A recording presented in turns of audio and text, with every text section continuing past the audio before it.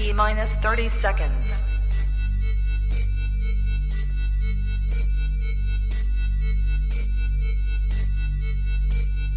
T minus 20 seconds.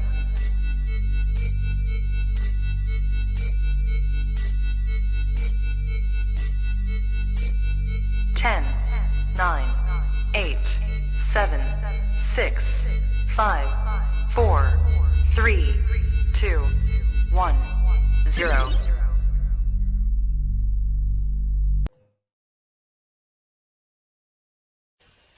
I don't have to tell you things are bad. Everybody knows things are bad. It's a depression. Everybody's out of work or scared of losing their job. The dollar buys a nickel's worth. Banks are going bust. Shopkeepers keep a gun under the counter. Punks are running wild in the street, and there's nobody anywhere who seems to know what to do, and there's no end to it. We know the air is unfit to breathe, and our food is unfit to eat. We sit watching our TVs while some local newscaster tells us that today we had 15 homicides and 63 violent crimes, as if that's the way it's supposed to be. We know things are bad, worse than bad.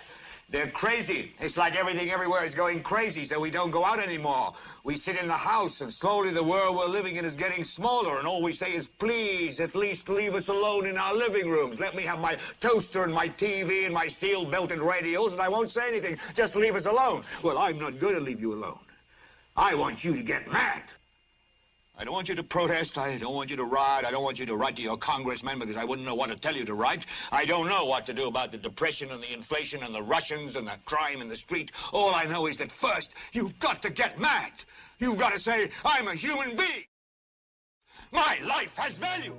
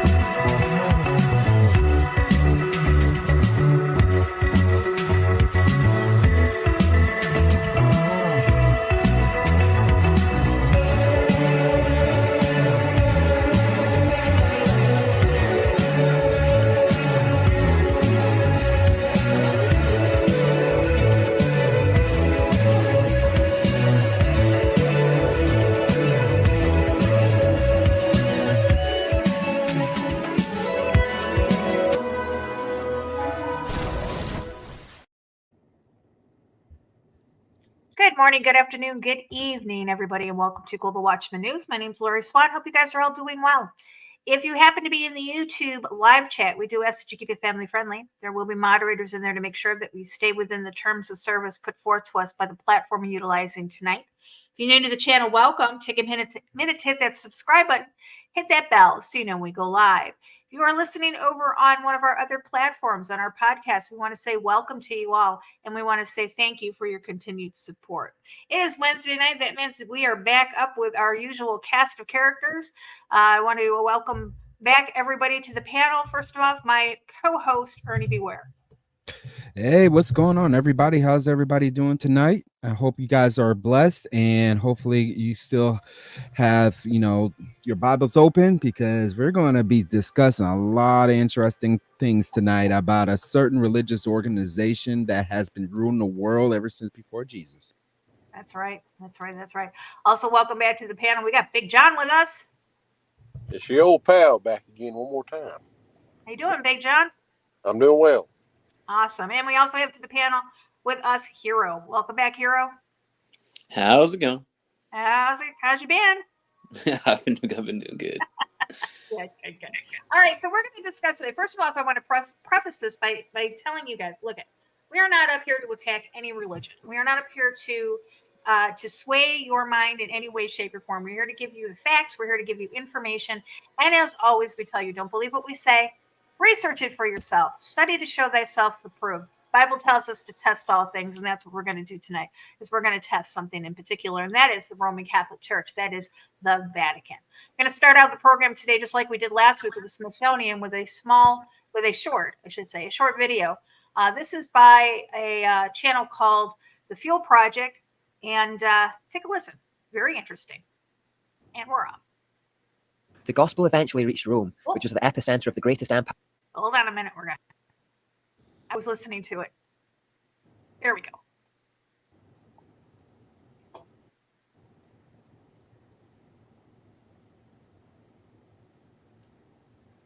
The gospel eventually reached Rome, which was the epicenter of the greatest empire in the world at the time. What happened here would have particular significance because what was decided in this city would be carried across Europe and the earth to its furthest outposts.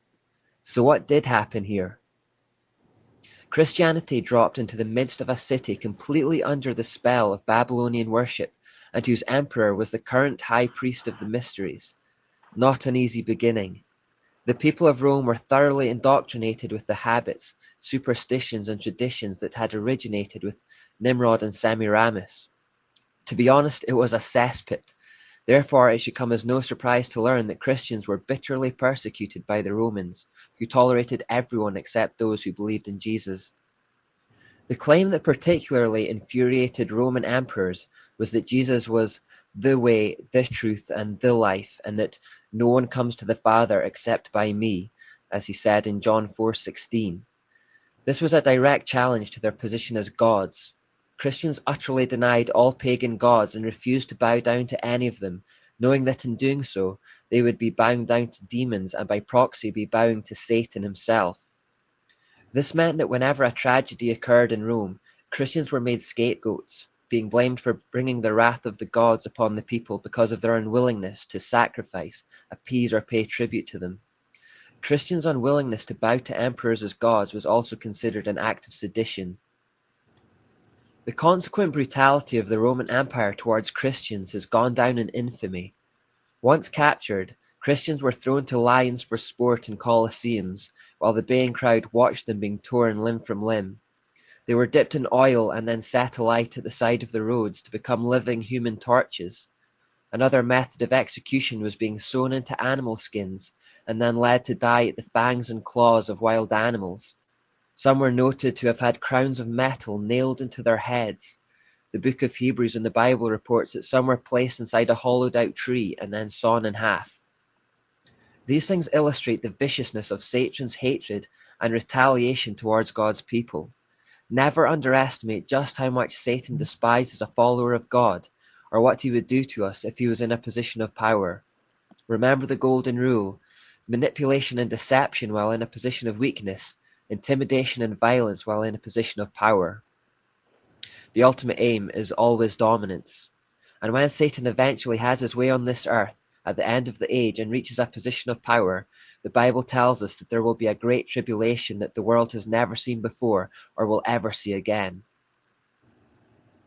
It wasn't until Emperor Constantine, who signed the Edict of Milan in 312 AD, that allowed for the tolerance of Christianity, that the persecution really came to an end.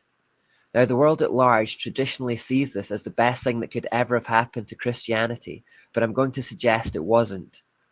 You see, while many believe this was the pivotal moment in Christian history that allowed it to settle and grow and to become the largest religion in the world, the evidence suggests that firstly, Constantine only legalized Christianity for political reasons, and that his own supposed conversion wasn't truly sincere. For example, there is evidence to show that Constantine still retained many elements of sun worship even after his supposed conversion, and that there have been reports of secret Vatican files that prove he kept his allegiance to the sun god. Coins carrying his image from this period continue to portray him as Sole Invicto Comet, which means colleague of the invincible sun. Then there is the fact that he changed the traditional Sabbath day of God, which was Saturday, to the now generally accepted Sunday or Sun God Day. Constantine's personal life also reflected the theory that he hadn't ever truly converted to Christianity or understood its message. He became a cruel and dissolute monarch whose cruelty extended to members of his own family. He was also clearly corrupted by his fortune. If we judge the tree by its fruits, we would reasonably conclude that he remained untouched by the love of Christ until the end. The truth is that there was such uproar and division in the Roman Empire at the time that its unity was beginning to be threatened. If the unity of Rome was threatened, so was Constantine's grip on power. So politically speaking, it made sense to change tack from Plan B tactics, oppression, violence, and persecution regarding the Christians, to Plan A tactics, which is manipulation and flattery. That's effectively what happened here. The persecution, if anything, was making the Christians stronger. So from Constantine onwards, the persecution and killing stopped, and instead Christian leaders were manipulated and lured with promises of wealth and power. Constantine basically appealed to the vanity and pride of the bishops of the time. He went on a charm offensive and bestowed a number of favors on the church. Instead of martyring bishops, he began to treat them as his political aides and gave them a say in his empire's political affairs. They were raised to a high rank and given a life of great opulence in the imperial city. Very naturally and predictably, signs of worldliness appeared amongst them, like pursuit of luxury and personal ambition. Error and corruption began entering the church, and a focus on wealth acquisition crept in. They forgot Jesus' pronouncement that his kingdom was not of this world in John 18:36, and soon became double-minded. One of the main reasons we should suspect Constantine never truly converted was that he failed to relinquish his inherited title of Supreme Pontiff, or High Priest, that had first been assumed by Julius Caesar. Constantine therefore remained the official earthly head of the mysteries throughout his life. It wasn't until 376 AD that the young Emperor Gratian became the first to refuse the position of Supreme Pontiff, considering it inconsistent with faith in Christ. In addition, he also legally abolished paganism in the empire at this time, although this abolition didn't extend to the city of Rome itself, where it was still rampant.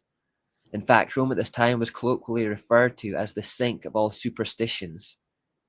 After Gratian refused the office of Supreme Pontiff or High Priest, it became vacant once more, and the links in the chain that had gone back to Nimrod were broken, but only for 2 years. It was soon reinstated to Damascus, the then Bishop of Rome, who had gained the position after much fighting and bloodshed with rivals. This position of Supreme Pontiff has been held by the Bishop of Rome ever since. The Bishop of Rome is better known today as the Pope, and therefore the Catholic Pope is still the head of the mysteries of Babylon and its pagan offshoots today. If we follow this to its logical conclusion, as shocking as this may sound, the Pope is therefore still the earthly head of Satan's system of worship.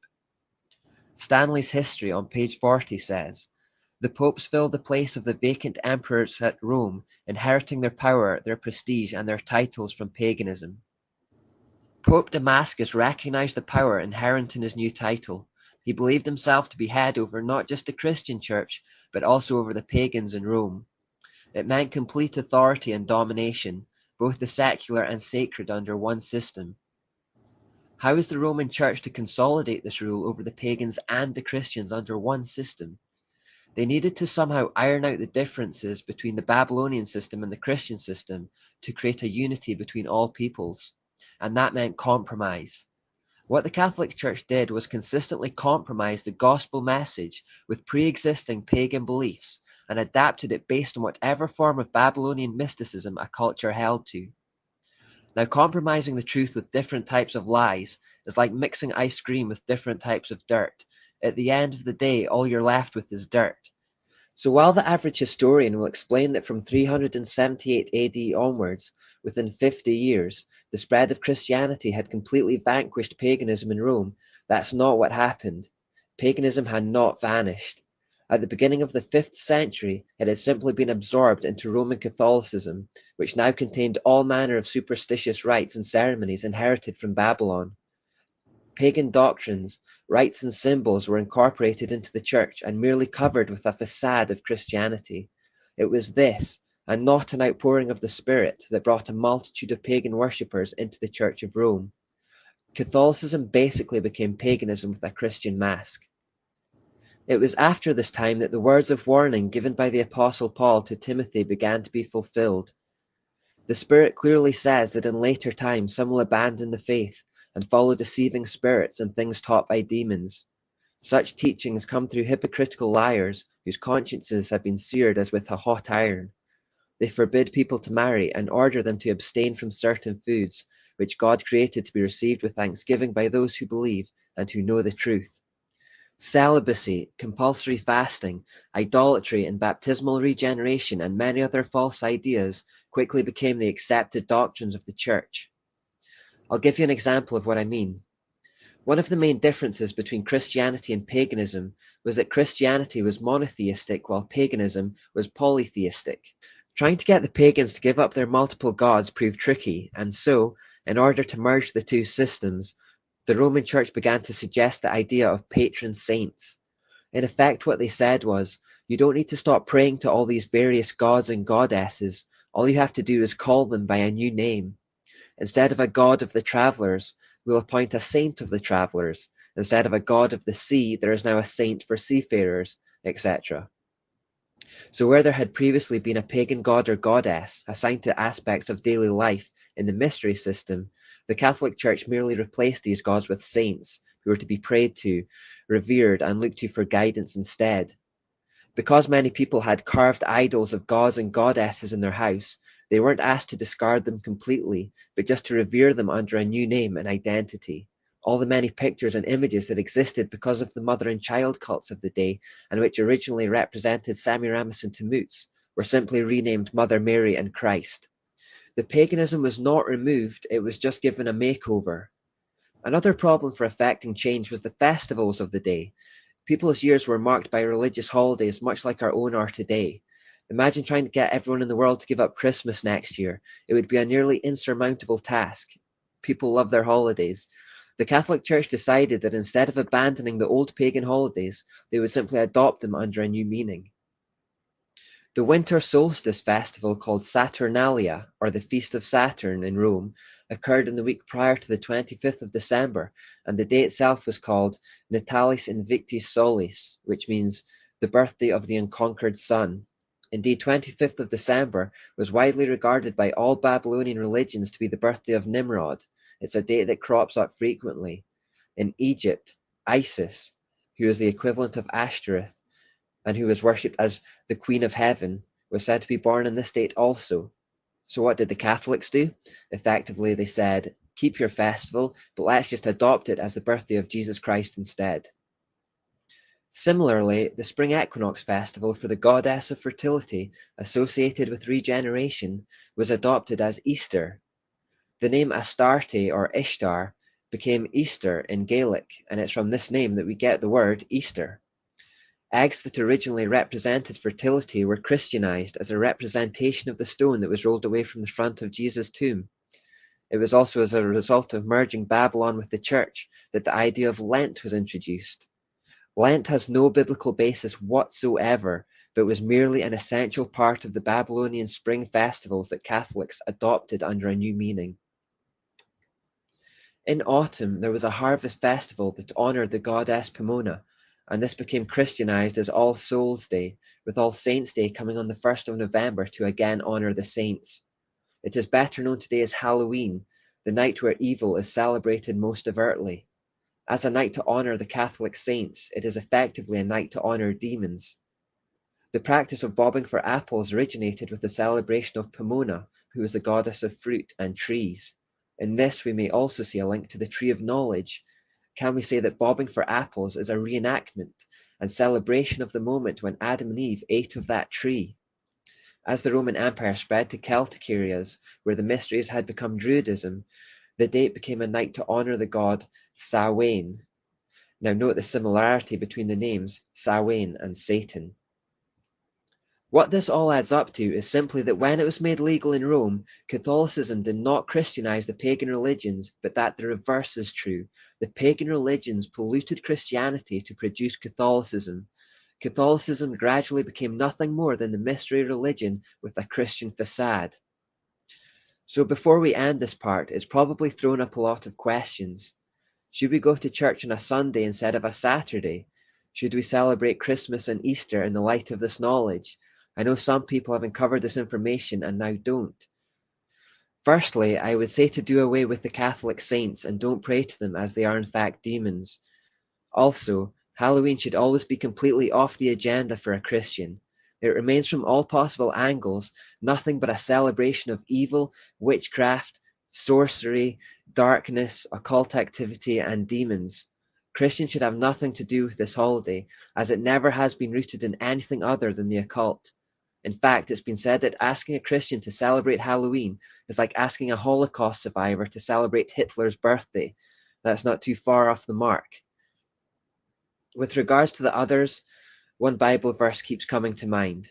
And whatever you do, whether in word or deed, do it all in the name of the Lord Jesus, giving thanks to God the Father through him. Should we boycott Christmas as a celebration of Christ? I don't think so. We should just make sure that we celebrate it unto the Lord, that we shouldn't get sidetracked with the secular side that is ultimately not of God's kingdom.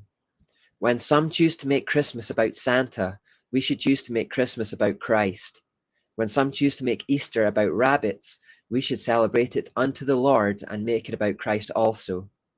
I would, however, encourage that we stop calling it Easter and instead get into the habit of calling it Resurrection Sunday. Remember that in all things there are two competing kingdoms, the kingdom of God and the kingdom of darkness. Whenever there is a secular parallel to our Christian holidays, it can be guaranteed that the secular parallel is coming from Satan to take attention away from Jesus. Whatever we undertake and whatever we celebrate, we should do it unto the Lord, shunning secularism in the process, which is ultimately just a part of the kingdom of darkness.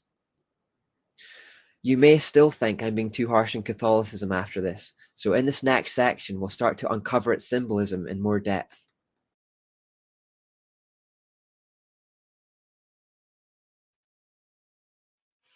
All right. Thoughts?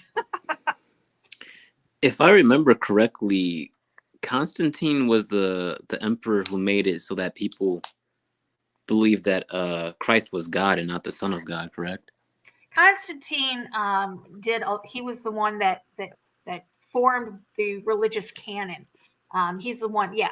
He's the one that changed the date of the Sabbath.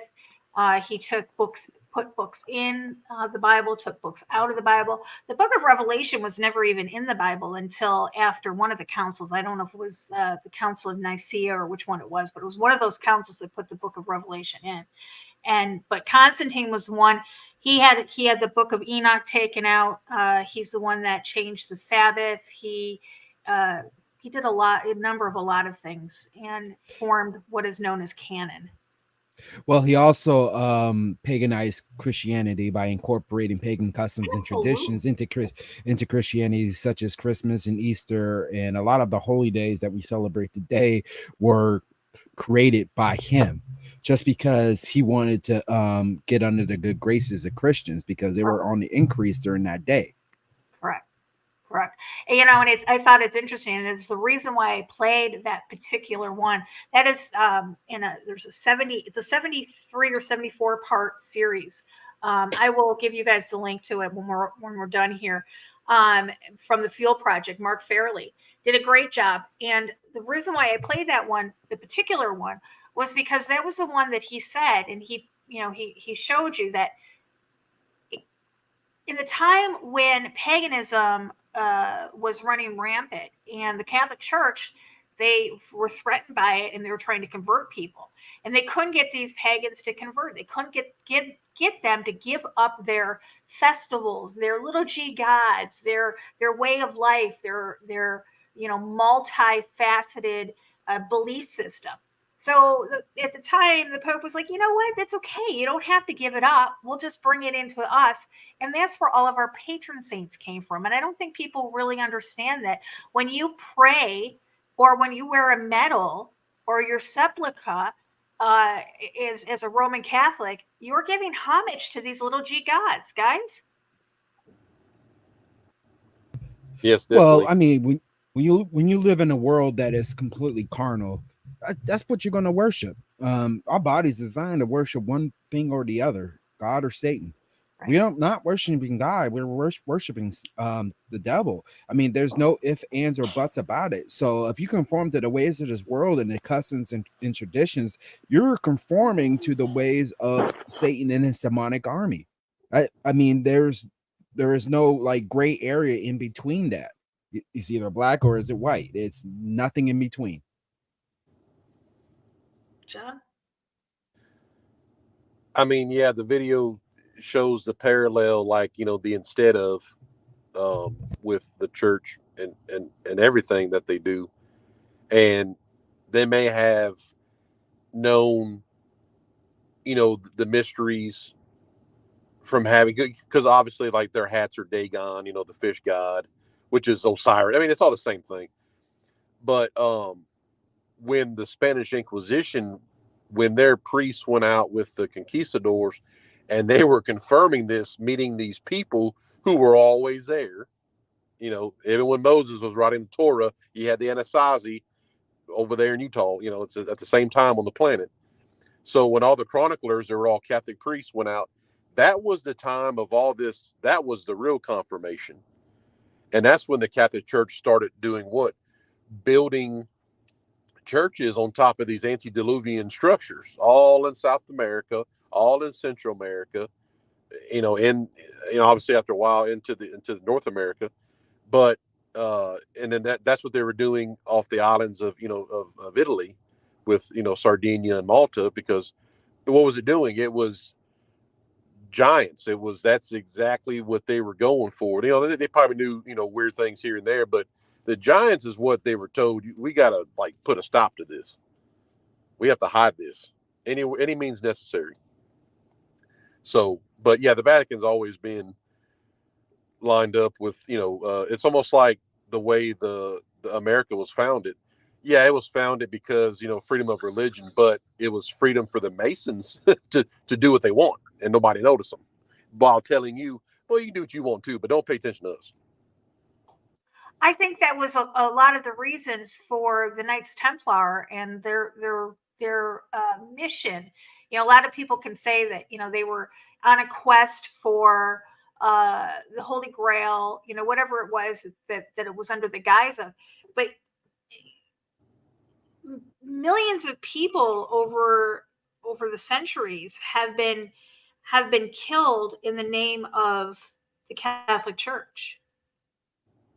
Oh yeah, tons. I just pulled up. I said, I just asked Google, how many people have been killed in the name of Christianity? And it said some sources have put the number around 700 million people. And this is, they've wanted to stifle other religions. They wanted to, pretty much be the dominant force when it comes to the world by design.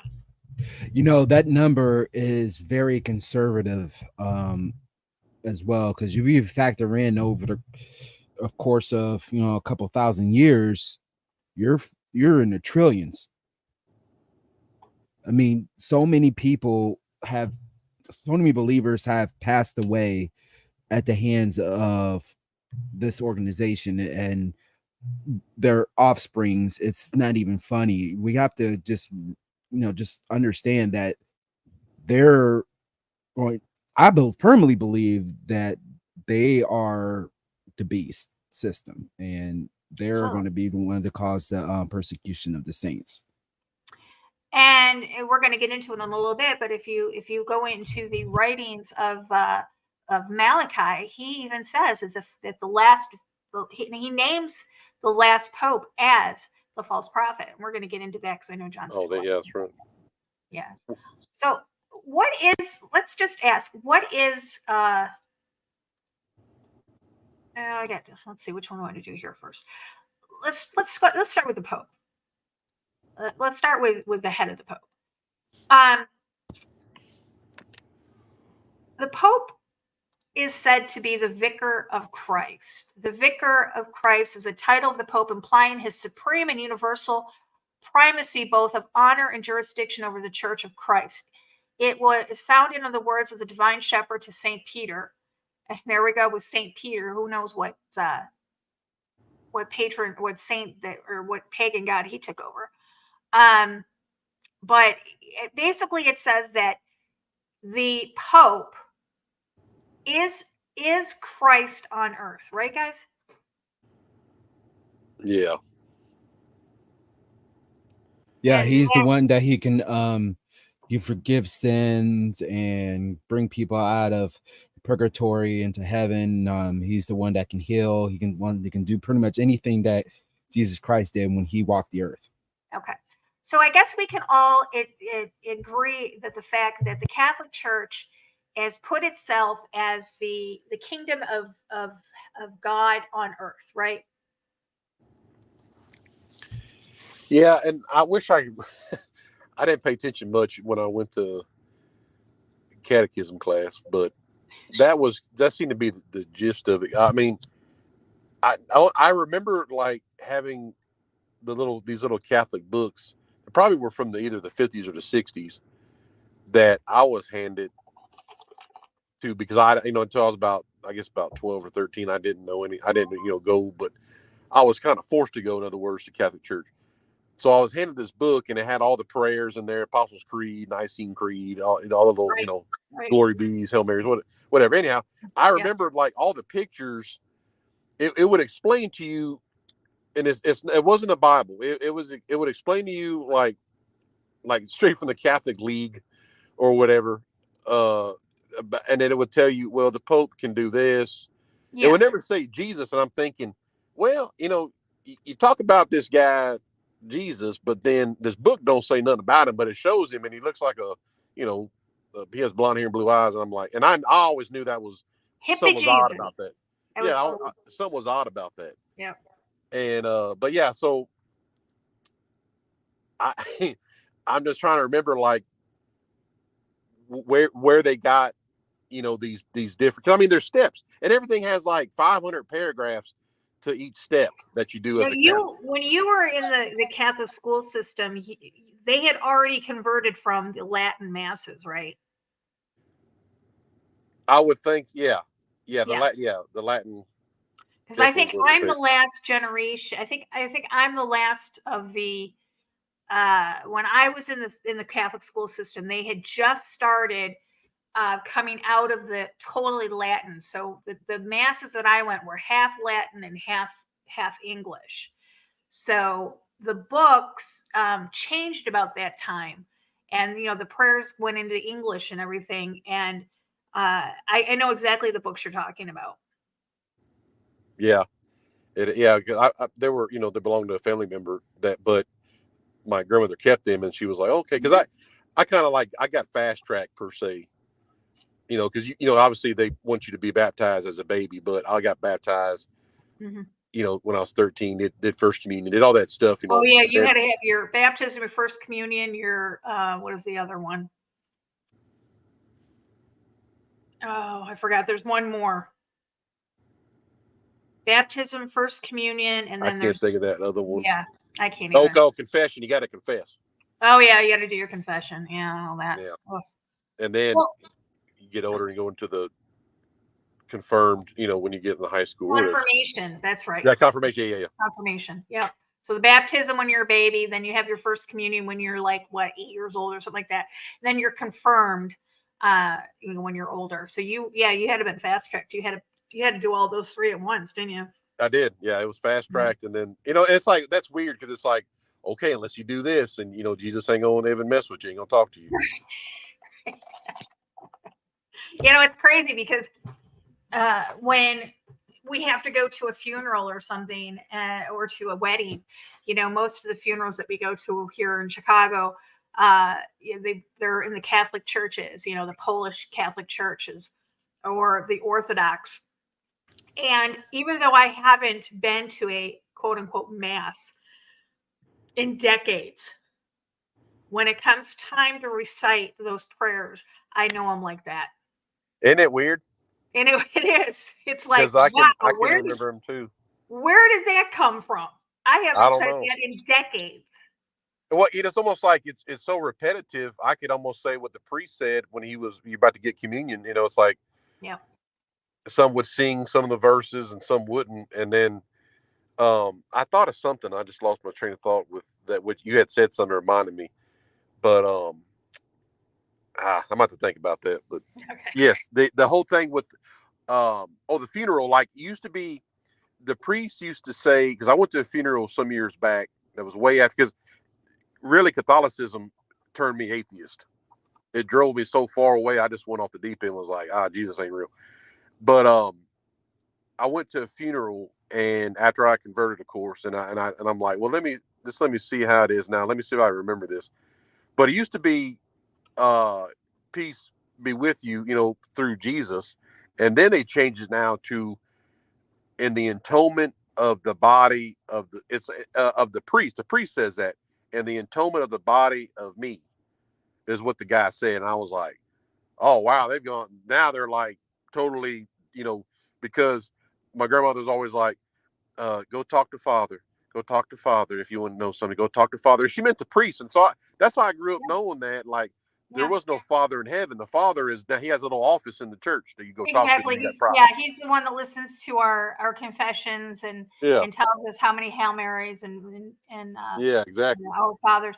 Yeah, when you were talking about the repetition, it reminds me of this verse in the Bible, Matthew chapter 6 verse 7. It says, "But when ye pray, use not vain repetitions, as the heathens do, for they think that they shall be heard for their much speaking."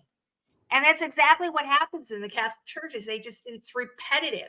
It's the same thing over and over, and I can remember the draw, like, peace unto you. And also with, and you've got the whole congregation with no emphasis in their voice, and also with you, and you're like, wow, you guys are, it always just gave me this creepy vibe. All monotone. Exactly. So I wanted to bring this up because the Vatican. So let's talk a little bit about the Pope, and let's talk a little about the Vatican. Anybody know what the word Vatican means? It's up on the screen. It means the divining serpent. The word Vatican literally means divining serpent, and is derived from vatus, diviner, and con, serpent. Vatican City and St. Peter's Basilica were built on the ancient pagan site called the Latin Vacanicus Mons, or Vacanicus Colis, which means hill or mountain of prophecy. Yeah, built above Nod. Built above Nod, exactly. It's always planned out. Well, they knew the sites because it was probably lined up with the tower when the convents were together. And they also know their ley lines and everything. Yeah, it was definitely all with that when it was Pangea. Exactly. Let me get. They knew where to build at. Here is one of the halls on the top picture. I don't know if you guys can see it. Here's one of the halls that's actually at the Vatican, and you can see it's shaped as a serpent. This here was Pope Francis was giving a speech, and you can see the picture is clearly a serpent devouring grass.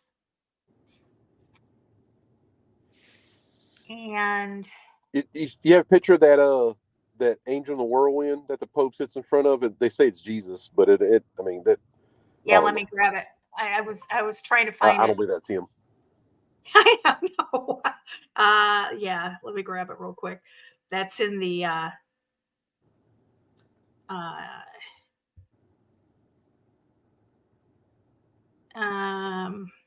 well, it's called the Resurrection.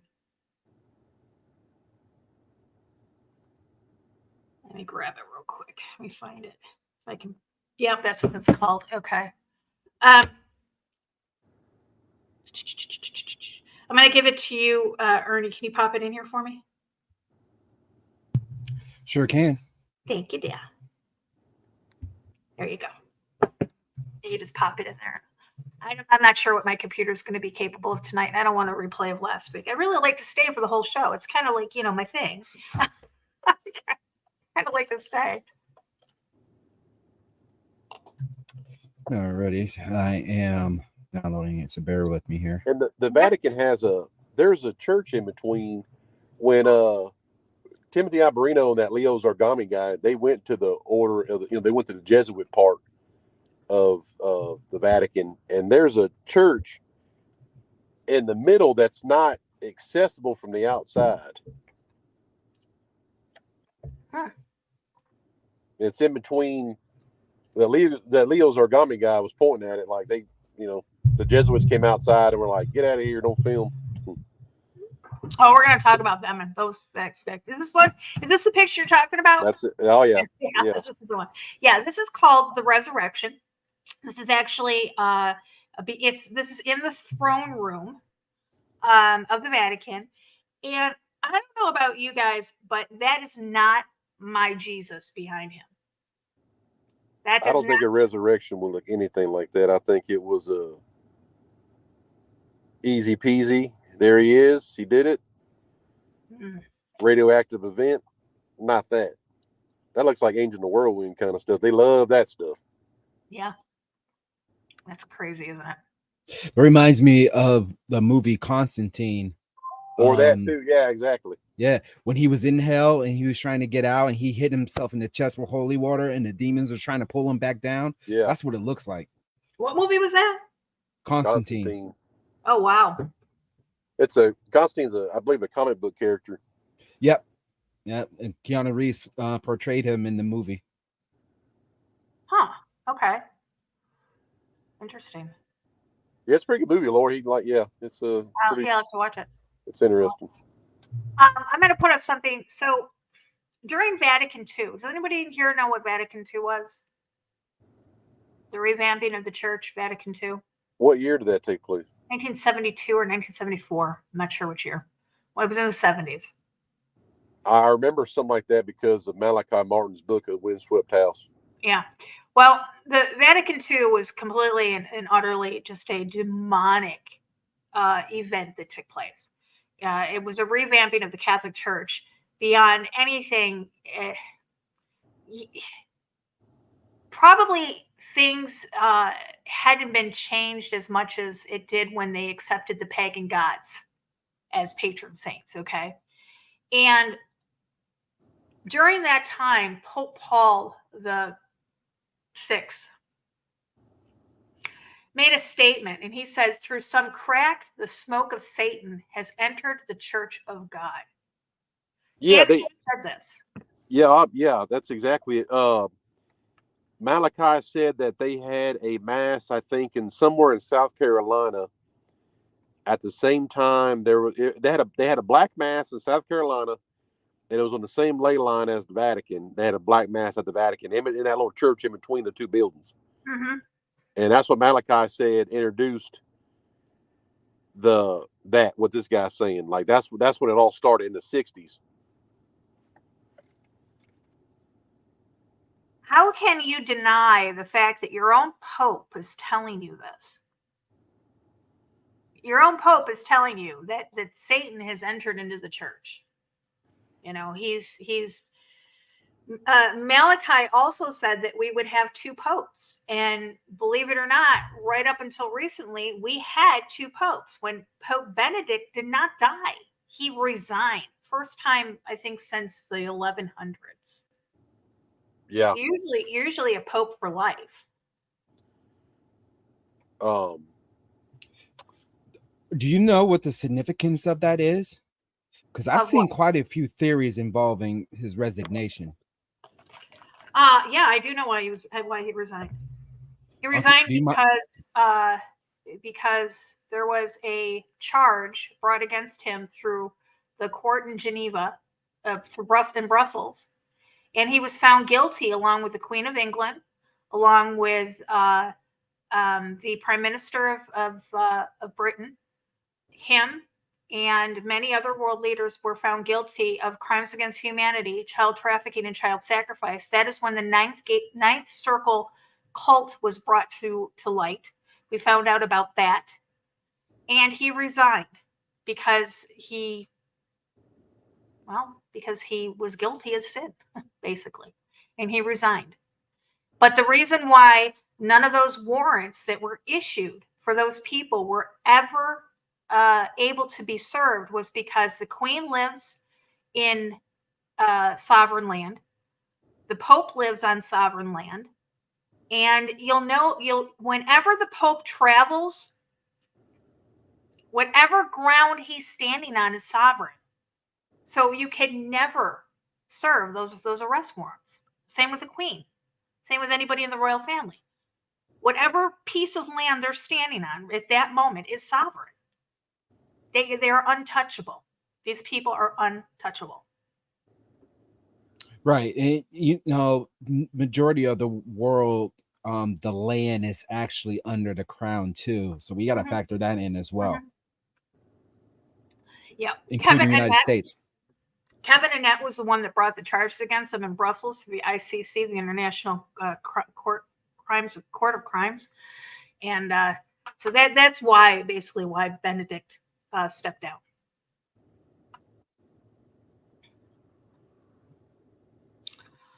Let's yeah, they are a very, very corrupt organization. And I like to coin the term the very first corporation.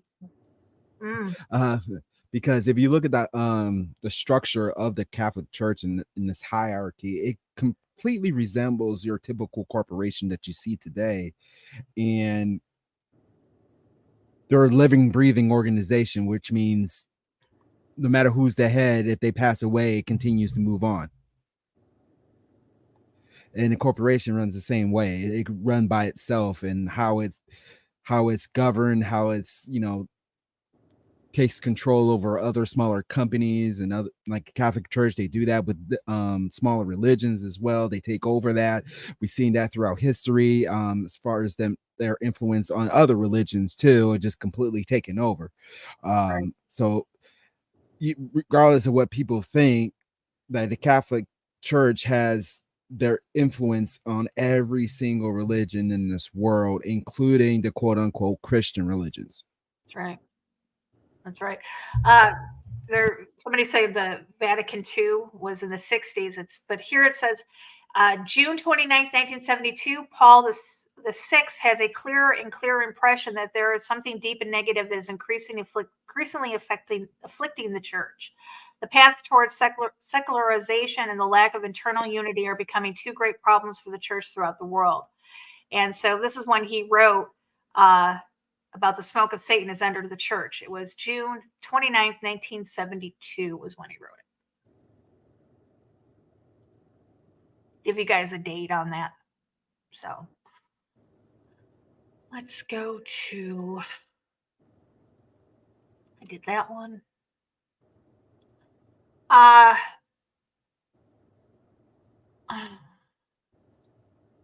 get out of there. Let's go to the secrets of the Vatican, shall we?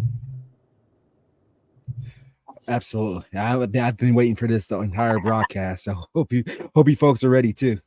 Dark secrets of the Vatican. Number 1, the chief exorcist of the Vatican performs 100,000 plus exorcisms. Although exorcism is believed to be a practice only seen in horror movies and in the Middle Ages, the practice continues to be alive in the Catholic Church. Father Gabriel Amoth is the last priest and is a late priest and served as a chief exorcist of the Vatican. He served for 60 years and is believed to have performed approximately 160,000 exorcisms. The exorcism rite, however, is not just limited to the late chief exorcist. It's been performed by various popes over the years. In 2018, BBC reported that the Vatican welcomed 250 priests from across the world to an annual workshop. Back in 2013 and 12 and 13, the Catholic Church was adding quite a few thousand priests that were able to perform exorcism, because they said that there was going to be an uptick in demonic possession worldwide. You guys remember that? Yes. That's like one of those things. The Vatican, are they getting something from those so-called exorcisms? Are they going to help the people who may or may not have that? Or are they going to investigate any kind of dimensional rift that that these things came through? Right. Because exactly. I mean, to me, they're always like, they're not going for because let's go save the day. I think they're going to see, well, let's see if some kind of portal or Stargate was used, or is something close to these people, or where is it at? Well, what's interesting is the timing of the hiring of these priests, these extra exorcists. It was right after CERN had started, and it had been reported about the portals. Yeah. I've only seen. I've definitely seen nothing like movie like, but somebody who I would think definitely had a spirit of a giant with them. But have y'all ever come across somebody who's like contortioning like a snake or anything like? That's really weird shit. Oh, excuse my language. That's really weird stuff. No, that's why I stay in my house. I don't go to public places very often because I don't want to see that shit. But thank you. My friend Demon Eraser is the Exorcist, says he'll see that all the time. The spirit of Kundalini. You heard about the Kundalini awakening? Kundalini spirit, absolutely. People are opening that up when they perform yoga. What is that? Hero? Yeah, when they open up, I guess when they open up their chakras, there's this spirit called Kundalini. That's a serpent spirit. And when people when you try to exercise the Kundalini spirit, people will like start like twisting and turning and contorting on the ground like a snake. And stuff that's what that is. Because I've years ago I worked with a guy who told me, he goes, "Well, you come over here, and I'll show you people who have the serpent." And I'm like, "Yeah, I didn't know the name of that," but they told me they're like, this person contortion moves like a snake, and I'm like, kind of like, you're thinking, are they doing the worm dance? He goes, "No. They are physically moving like they have ligaments and not a skeletal structure." The Kundalini spirit wraps itself around the spinal cord. Okay. Yeah. That's something. Okay, that's interesting, because I heard that, never really thought about it. Did you say open up a chocolate? Chakra. Oh, a chocolate. Okay. Watch that Big chocolate. John's hungry. It's a different type of chocolate, though. Chocolate with that kind of name or something? I swear I've seen a chocolate with that name on there. 2 L's and an I. Is there? I don't know. What I've seen it before. I don't think it's that name, but to me it sounds like that. That's all I was like, really? That chocolate bar? No, the chakras. The chakra. Okay. Well, so what about the yoga deal? Now, I've never looked into that. So this thing comes from the yoga deal? Yeah, it's because when you are opening your mind and your spirit in doing yoga, you are putting your body, you're contorting your body into these serpent and into these animal positions, and that opens your body up for it opens up the doors. Oh, okay. Yeah. To let these spirits come in. Mm-hmm. Yeah, you're doing your own self divination. Right. Oh, okay. Well, yeah, in Demon Erasers, that guy's pretty. Yeah, he's sharp on that. So. Mm-hmm. Yeah, I get a lot of New Age people. They're like, "Don't go against yoga. There's nothing wrong with yoga." All right, listen. Next time you go to your yoga class, listen to the positions that you're going into. Well, yoga's almost like why do you think a modern day version. Yoga's yoga's basically a modern day version of ritualistic dancing, like how the Indians used to, or the Native Americans used to do like specific dances for the rain god to bring rain and stuff like that, or like how people would do specific ritualistic dances for the god Kali, the god of destruction, the Hindu god of destruction. Yoga is basically just that, but in like a slowed down version. Correct. Well, you got to look at this. Why does CERN have the Shiva as one of their main statues in their facilities? Right. And why did they have that? Why did they have that ceremony in the Goddard Tunnel with all those people dancing and doing all sorts of yoga dancing? Yeah. Yep. Yeah. Lori, are you able to pull up an image of the Kundalini chakra, so people know like exactly what we're talking about? Because usually they'll have like, it'll go from the root chakra all the way up to the crown chakra, and it'll have like a serpent like twisting its body all the way around the different chakra colors. Yeah, give me a second. I can do that. I don't remember all the chakras, but I know the lowest one is the root chakra, which is red, and then the top is the crown chakra, which is a violet color, or like a purple. Yeah, hold on. There's a couple things. Hold on a minute. Okay. Yeah, give me just a second. I'm actually on it too. Okay. Have you guys also heard that? And I can't remember what language it is, but the Vatican translates to House of Serpents, like the name Vatican. Oh yeah. It. Well, that's what you put up there a while ago, or something like that, right? I think that's what yeah. Oh, okay. I must have missed that then. Divine serpent or something like that. Yeah, let me pull it back up here. Right here. Oh, yes. Yeah, there you go. Hold on a second. It's saying we've got too many images. Give me a second. I got to get rid of a couple. We got to delete some. Delete. It only gives us 100. Okay, let's do this again. Here we go.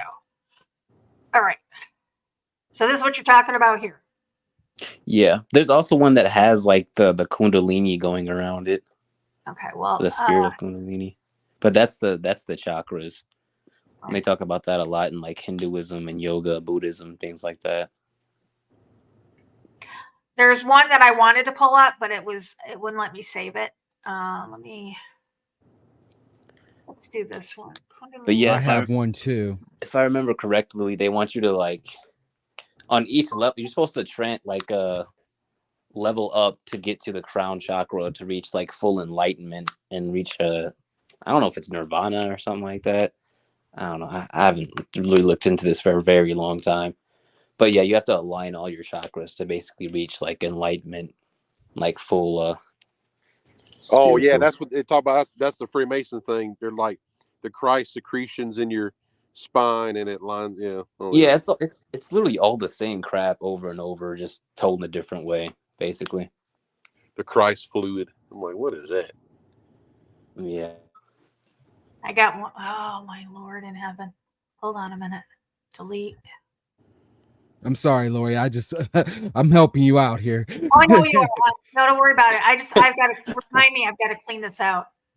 If I sat like that, I'd have a leg cramp like you wouldn't believe. I can't do that. Yeah, my feet will be falling asleep. I'll bust a hip. Right. Hey, wake up, and you can't. It's limp drag. There ain't no way. My hamstring would tighten up. I couldn't get out of that. Exactly. I'm staying in that position.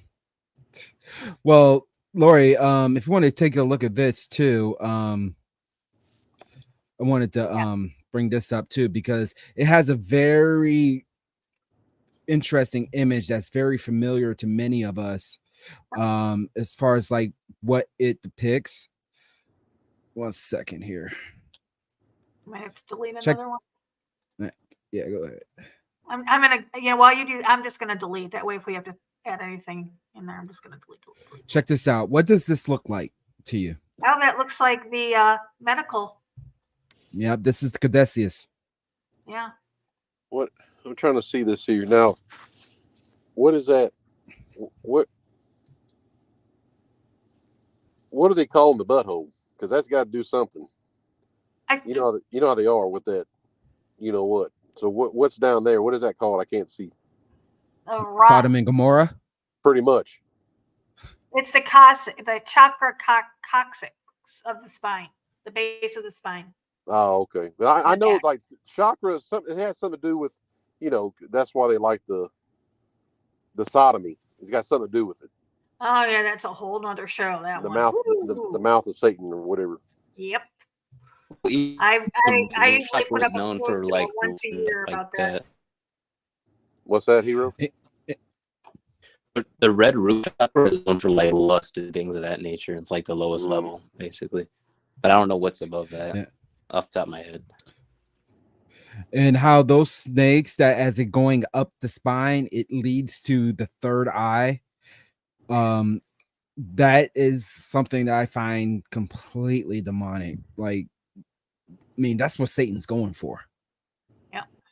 Well, because that's in the front, and that's the part that helps you have free will, or the decision to believe and worship if you choose it, is the front of the brain. Because Bill Gates wanted to take away your free will. Absolutely. If you remove part of the front of your brain. Right.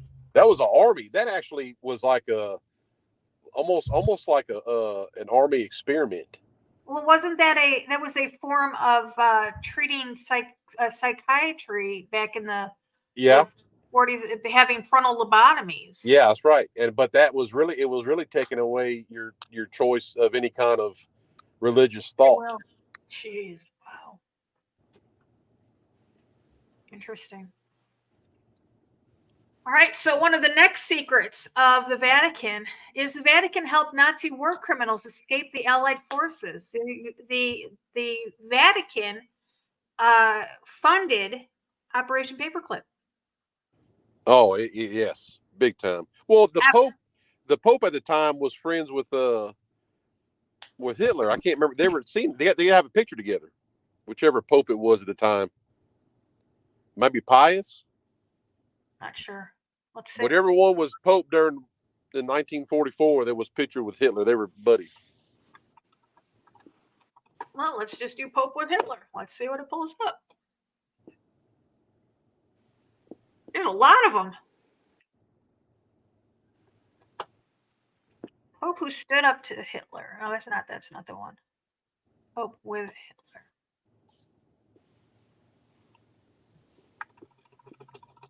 Because that's a theory that they say that the church was telling Hitler to go after the Jews. I remember.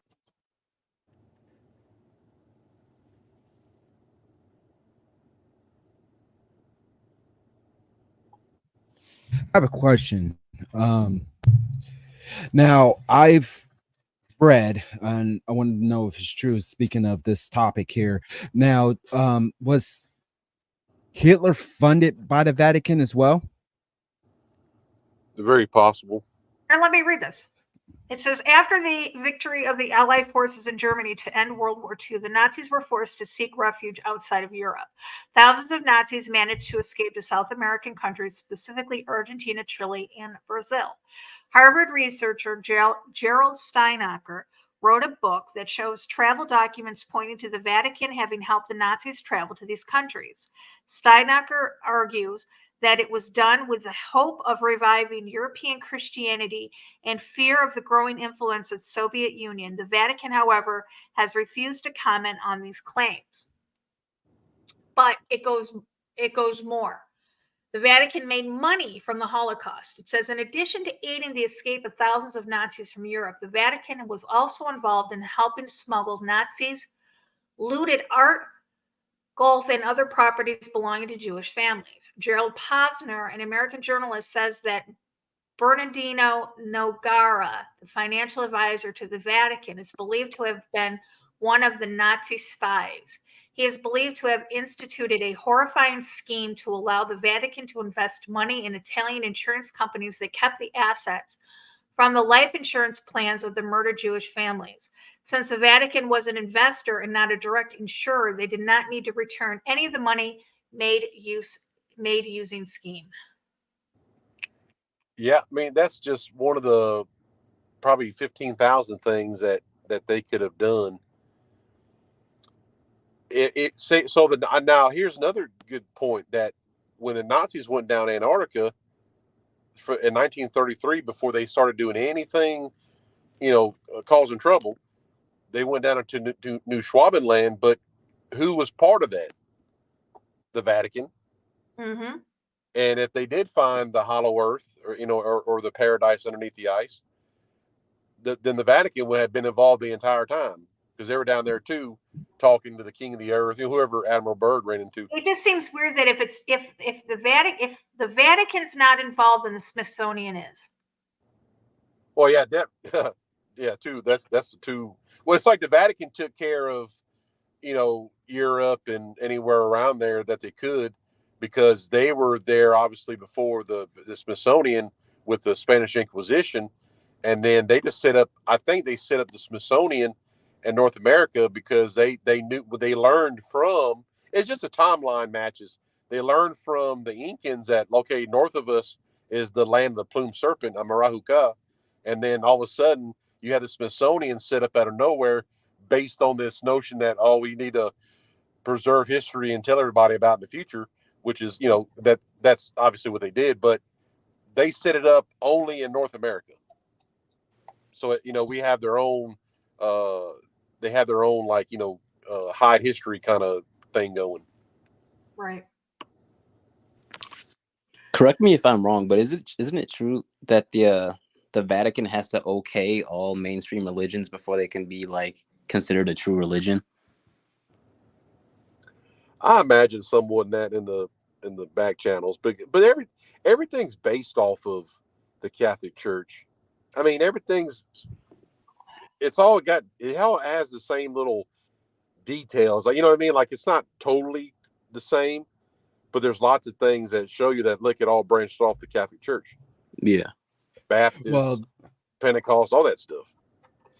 Now, hopefully somebody can correct me if I'm wrong, because it's been a long time since I actually studied the correlation between the two. But isn't the Catholic Church's biblical or quote unquote biblical doctrine is based off of Egyptian ideology and principles too? Yeah, I mean it is Egyptian. Here's the thing. Now, when you get technically, who was the liaison, even when Peter was actually there in Rome? Hume Sibyl, the oracle, the same lady whose prophecies on the dollar bill. She was in the church. She was a liaison to the church and had many meetings with Peter.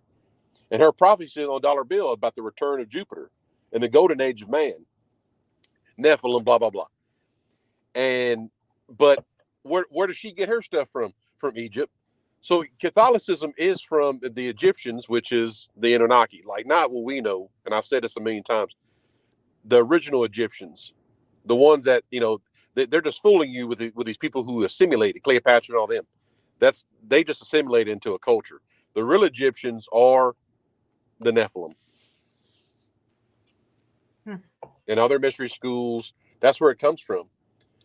They're the only ones who had to bring the secrets from Mars and Rahab, and they had the mystery schools in Egypt and in Sidon, Phoenicia, Canaanites, Phoenicians, all, it's all the same thing. It's all the same people. Right now, the Pope is the keeper of the mystery religions, the mystery schools, the mystery. Yeah, exactly. So I mean, they have all that, everything that was learned from Pythagoras and Freemasonry, whoever was there, being taught by these Nephilim. And that's why I said, I think that, when we hear about the, what are they called? When we hear about,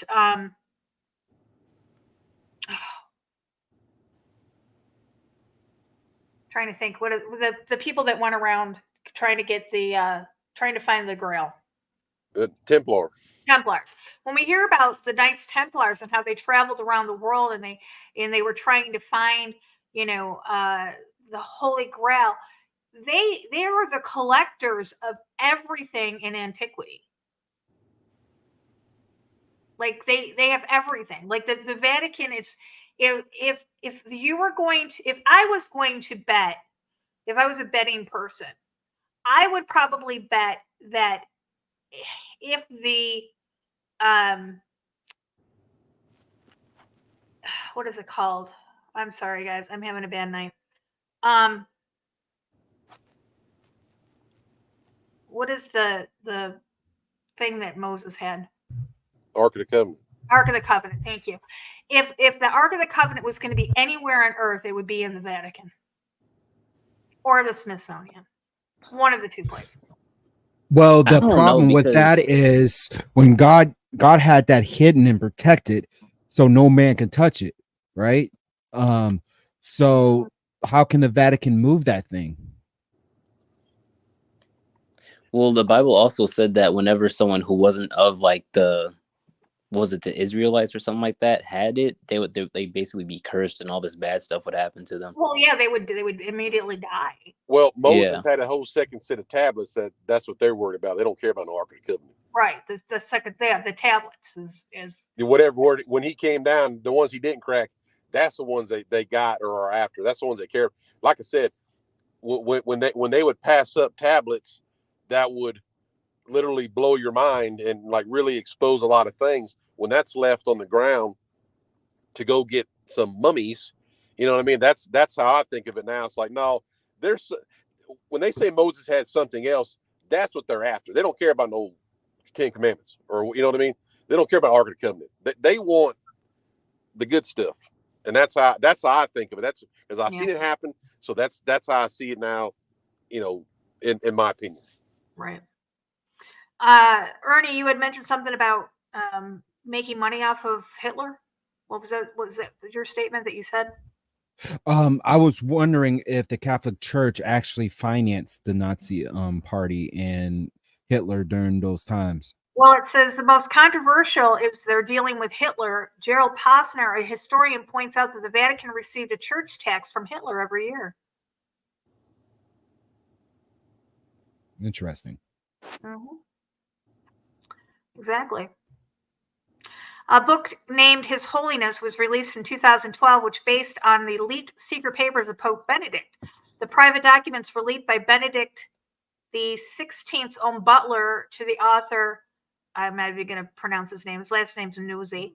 After reviewing these documents, an internal investigation was held. The investigation revealed that individuals who were not from the Vatican were blackmailing gay bishops since they had broken their celibacy vows. Pope Benedict went on to resign from his papacy in 2013 due to this scandal. That also stems from the charges brought up to in Brussels. Hold on just a second. What else? The Apostolic Penitentiary.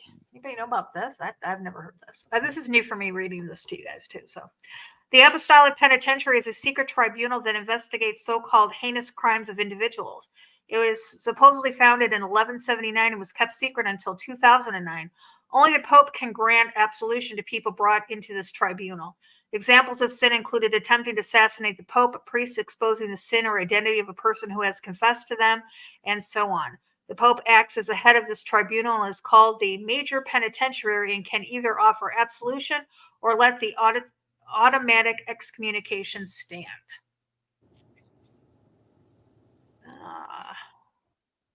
So interesting how they've had so much power over the course of history and how they still do and get away with it. You know, they are in control of us more than many of us know. And that's the issue. And, you know, I'm the type of person where if you're going to do something to me, just do it in front of my face. Don't do it in the background. Right. Right. Because that makes you a coward. But yet Right. they doing this right behind the scenes. And like come out with it. Anything done in secret is usually not on the up and up. Right. Absolutely. Yeah. So let's talk about some of the conspiracy theories about the Vatican and its secret archives, shall we? Jesus does not exist. There are reports that the archives contain communication between Emperor Nero and St. Paul regarding the existence of Jesus. Some conspiracy theories believe the Vatican is hiding proof that Jesus Christ did not exist. Who? Nero. Nero was the original Antichrist, wasn't he? Yeah. Yeah, he definitely was viewed during those times as the Antichrist. Right. Seems interesting that Nero and St. Paul regarding the existence of Jesus. Number 2, evidence of extraterrestrial life. Rumors suggest that the Vatican holds proof of the existence of extraterrestrial life in the form of extraterrestrial skulls. Some sources say that the archives contain proof that the Pope is conspiring extraterrestrial beings to implant everyone on Earth with computer chips. Kind of interesting since we've got the whole Exo Vaticana Petro Romanus Project Lucifer and the Vatican's astonishing plan for the arrival of the alien savior and their little old Lucifer telescope. And that was what, Tom Horn and Chris Putnam. Chris Putnam, yeah. Chris Putnam and Tom Horn, their book. Yeah, because they put so much in there, and literally can name every, you know, Vatican astronomer or whatever. I mean, and all they're saying is how they're going to baptize and rewrite the gospel because they know. And the Vatican had that. There was a Roswell incident in Italy in 1933. You know, that's why I said the same time that the Germans, like, you know, hauled ass down to Antarctica. But the Vatican has that spaceship, has a saucer that they recovered in 1933. Mussolini gave it to them. Man, I would love to be a little fly and be able to get down into those archives. There's something like 37 miles of tunnels underneath the Vatican that contain all kinds of secrets. Yeah, I can't wait for the time, and hopefully it'll be in our lives where all this stuff gets exposed. I mean, even if the son of perdition comes on the scene to quote, be as our savior and expose everything that goes on behind the scene, I'm just interested to know what are they hiding from us, and 'cause I know there's so much truth that they're holding, especially the truth of Jesus's existence, the Noah's Ark, all the things that happened in biblical times. I'm almost positive that they have. With all the Babylonian blindness, like Daniel talked about, that's gonna, like, remember I said Paul said there'll be an explosion of knowledge and you will know, but Daniel says that yeah, you'll see it, but then the blindness is so bad from where your surroundings, you won't even care. And I don't even think that if you, I mean, they kind of reveal a few little things in there, but I think honestly, if they had like a little alien with little chains on him that they captured or whatever, Nephilim, whatever. If they brought it out on the White House lawn, people would be like, "Oh yeah, that's cool." And it'll last, and then they'll be like, "Oh, Taylor Swift is dating somebody." Nobody cares. Nobody cares. Yeah, nobody cares. Nobody cares about that. That you can have a damn Nephilim eating people on the White House lawn. They'll be like, "Oh, that's kind of cool." Then they'll be like, "Oh, whatever." Yeah.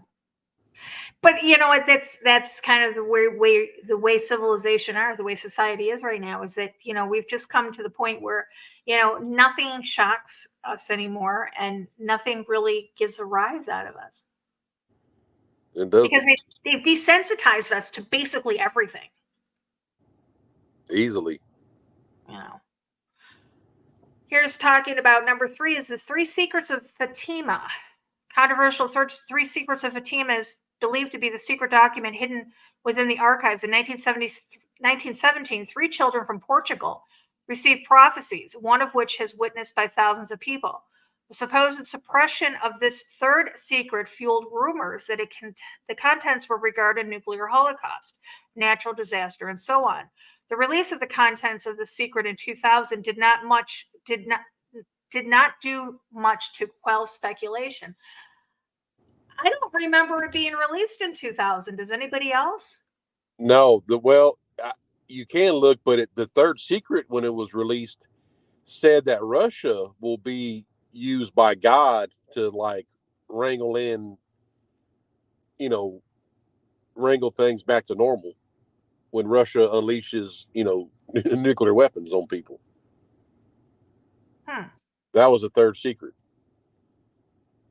Interesting. As soon as when Marzulli went over there and he came out with that he showed like literal proof that it wasn't any apparition of Virgin Mary, it was a female entity, but there was a silver disc behind her. And then that's when all of a sudden Marzulli starts getting attacked, house catch on fire, all this, destroyed with the Santa Monica Hills fires and all that. Right. Yeah, he got attacked big time right after that. But he proved that it was a silver disc being seen. Eyewitnesses said that. And there was an apparition of a female, like a serpent female, with the silver disc that blocked the sun, which she was riding in. It's funny that all of these Marian apparitions happen on ley lines as well. Oh, yes, exactly. October 13th is the anniversary of the Fatima miracle. Didn't know that. Interesting. Yeah, the final secret. I can remember back in the 70s. There was a thing that my mom belonged to. It was called the Marian Army, and it had to do with the secrets of Fatima. I can't remember what it was, but it was everybody would pray their rosaries at a certain time, and they would all pray for that rosary. I have flashbacks of the rosary. Oh, you and me both. Yeah. When me and my cousins are being bad, and my grandmother's 1995 Lincoln Town Car, she put in the rosary tape, and I it's not good. We'd have to listen to the rosary until we all calmed down, and she push eject. Oh, jeez. Yeah, again, when you've got scripture telling us not to do something in repetition, and yet, here you are, and nothing but repetition. Uh, The Vatican is home of the largest collection of pornography. Now, there's a shocker. Some conspiracy theorists believe the Vatican archives contain the largest collection of pornography in the world. Copenhagen's Museum of Erotica confirms these speculations, in addition to writing by the National Review founder William Buckley Jr. and scholar Camilla Paglia. Yep. Well, I do have something to say about that. It's because now it's like, with like David and Solomon stuff in the Psalms about concubines, and even Daniel describes it.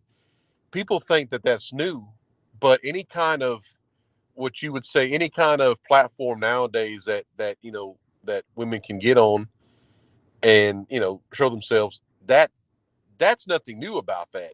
They had that a long time ago, literally in ancient times. If they had computers, hell, most likely, who knows? I mean, they had all kind of other stuff, but but like posters, or the old fashioned way out there in the streets, like you go to Vegas and they're passing out cards. That stuff exists because there's nothing new. Nothing new comes out of the earth. Right. There's nothing new under the sun. That applies to everything, right, including technology. Right. Yeah, something that we too. use So, today. I mean, yeah, I mean, there's been computers found and dug up, and so Proof you know of- what? Imagine what the technology was back then. Oh, for sure, yeah, definitely. Even when Abram walked out of Ur, I think he literally left an advanced city. And you know what? That I firmly believe that the catacombs in the Vatican houses some of this technology. Absolutely. And we call it ancient, but it's modern because we're using some of it today. We're not using all of it. Heaven forbid, if we have access to all of that, what the world will be like. All right. But I'm pretty sure they have a lot of that stuff. I'm pretty sure that the elite have access to it. Or absolutely, there may be one or two people that have access to everything. Yeah. I mean, I'm pretty sure they're living well past 100 years. We don't know really what their ages are. Well, right. Yeah, and that's exactly it. Like, nobody. I mean, that's like nobody really knows if you don't hear the news out of there, or I mean, everybody listens to an American media. That American media can push, and nobody's ever heard of something that if they keep pushing, whatever headlines, Taylor Swift or whatever, because that's all I've been hearing about or seeing. But that's the only thing. There's nothing. There's literally the Black Sea Fleet headquarters for Russia was destroyed by Western missiles, and they're like, oh no, don't talk about that, because we don't nobody know that we've already lost. Ukraine's lost, and now we're forced. NATO's forced to start going after these heavy Russian targets. Just begging Russia to launch a damn Sarmat missile over here. But nobody would even know, and nobody's gonna know. I guess that's the whole thing. Like, one day you wake up and they say New York City's a parking lot. Right. So that's what they do, unless you have any kind of alternative, or who even really knows? Because think about the Civil War. Nobody over there in Tombstone, Arizona, knew about a war until the veterans started showing up saying, "Yeah, we just had a war for 4 years or whatever." But nobody really knows what's going on. Who's to know that Ukraine ain't a parking lot right now? Nobody really knows. We don't know. Yeah. That's the thing, when you have just a handful of people who control the media and control the narrative, you don't know. Wag the Dog, perfect example. Well, it always reminds me of, remember that movie? I think it was that guy's first movie called The Village, maybe. The guy who makes scary movies. And they lived out, like, you think they lived like out in the 1700s, and they had these monsters at the tree line. Like, all the kids would never go into the woods. These monsters was that M. Night Shyamalan? Him. Yes. Yes. And then they escape and then these cars are like passing and they're like, what the hell is that? Because Yep. Night Shyamalan. Yep. that was perfect example of how Americans are. Yep. Those people go out there thinking you thought the entire time this is like the 1700s and it's modern day. They just never got to escape their society. They don't know what the hell a car is. Yep. That was like perfect example. I'm thinking that's it. Nobody knows what goes on if you kept in with fear. Exactly. 100%. Absolutely. Here's another one that says they are controlled by the Illuminati. Some people believe that despite their dissolution in the Middle Ages, the Illuminati has solely built itself up with its members placed in some of the most powerful positions across the world. One such powerful office is the Vatican, where many of its prominent members are believed to be part of the Illuminati. Guys, it's Pope Francis is a Jesuit. And the Jesuits are, well, let me pull up our little picture. Yeah, let's see the hierarchy, because that is completely backwards. What's backwards? That the Vatican is controlled by the Illuminati. Isn't it the other way around, just because of the hierarchy of the papal structure? Okay, so here's the thing. Everybody knows that when you talk about the Illuminati, immediately people start talking about the 13 families of the Illuminati. And we all know about, the writings of Fritz Springmeier, and, he did that great breakdown of it. But all they are is the face. They are the public face. They are what is put out in the public, and they're the ones that people point the fingers to and say they're the ones in charge. But they're not. They're not in charge. If you look here, the 13 families lay right under the Pope, right under Mario, Jorge Mario, and that he's the white Pope. And again, the Pope. When you think of the Pope, you think of Pope Francis. You don't think of any other person. But there are two popes above him. There are the Black Pope, which is Arturo Sosa. He is the one who's in charge of the Jesuits, of the Army of Jesus. Nothing happens without that man's approval. When it comes to the banking system, when it comes to government, nothing happens without the white Pope, without Francis, Francis's okay. That happens when it comes to religion. But above them is a man called Pepe Orsini. And he is part of the can't pronounce it. Zolmaic.